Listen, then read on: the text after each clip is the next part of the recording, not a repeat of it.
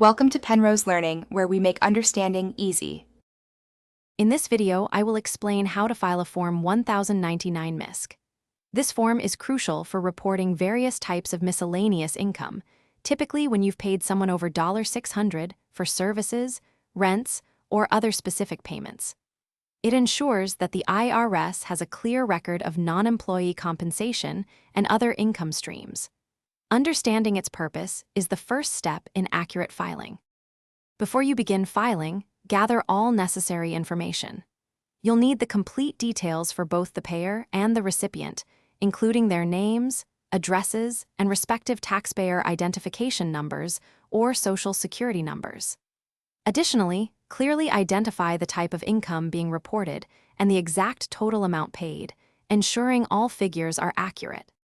You have a couple of options for filing Form 1099 Misc. Electronic filing through the IRS file system is often the most efficient method, especially for multiple forms. Alternatively, you can use official paper forms.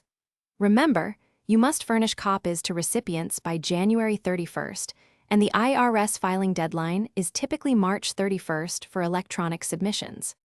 To ensure a smooth filing process, avoid common mistakes. Always double-check every detail, including names, addresses, and identification numbers, to prevent errors. Verify that all reported income amounts are correct. It's also vital to maintain meticulous records of all payments and submitted forms for at least 3 years. If your situation is complex, consider seeking advice from a qualified tax professional.